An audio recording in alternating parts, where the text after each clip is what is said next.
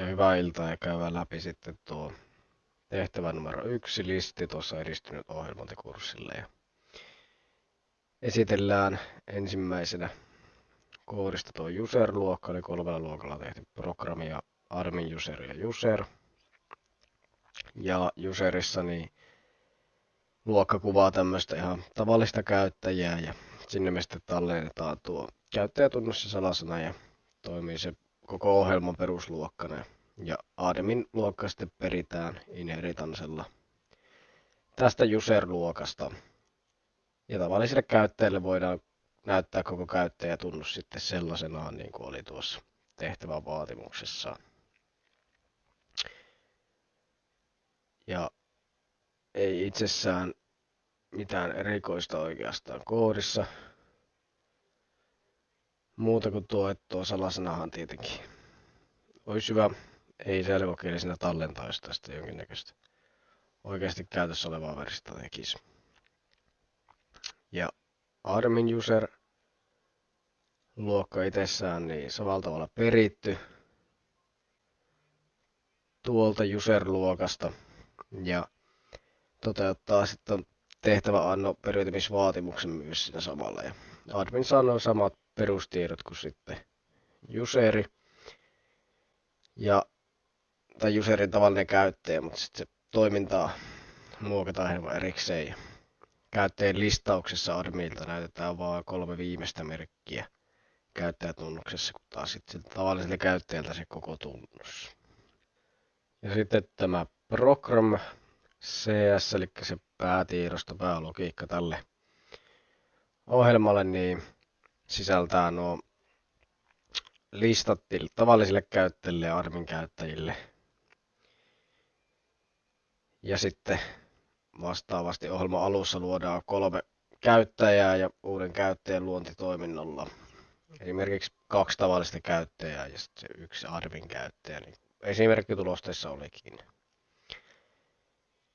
Ja sen jälkeen ohjelma kysyy käyttäjätunnuksen ja salasanan, ja jos kirjautuminen epäonnistuu, niin tulostaa sitten ilmoituksen ja päättyy.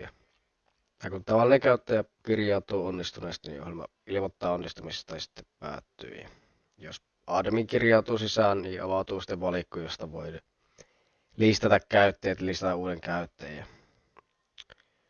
Uuden käyttäjän lisäyksessä kysytään sitten tunnus ja salasana ja annetaanko tälle uudelle käyttäjälle nuo adminin oikeudet vai ei. Tämän listan mukaan. Ja tämän jälkeen sitten käyttäjä lisätään tuohon oikeaan listaan ja ohjelma palaa takaisin tuohon valikkoon. Eli otetaan nuo tietenkin käyttäjätunnukset sisään ja se, että saadaanko admin tunnukset vai ei. Ja katsotaan sitten lopuksi nuo tulosta, että ne tulee oikein. Noin, ja nyt on käyttäjätkin tuossa valmiiksi näkyvissä, niin mennään sillä kvertyllä. 1, 3, 4 kirjautuminen onnistunut. ASDFQ 5, 6, 7, 8 kirjautuminen onnistunut. XZ CVB. Pitäisi olla meidän admin tunnari nyt ja ASD. Onnistunut tunnuksella.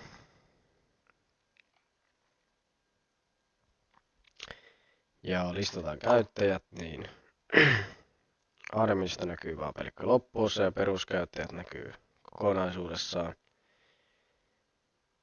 Ja pystytään lisätä käyttäjä, niin annetaan tälle vaikka ASDF tunnukseksi ja salasana YKK45. Ei admin tunnuksia. Listaa käyttäjät ja näkyy ASDF siellä peruskäyttäjissä. Lisätään admin käyttäjä vielä. Annetaan nimeksi vaikka admin ja salasana admin. Kyllä. Listaa käyttäjät ja nyt meillä näkyy siellä loppuosa pelkkä admin meidän käyttäjissä. Siinä tämä osuus, kiitoksia.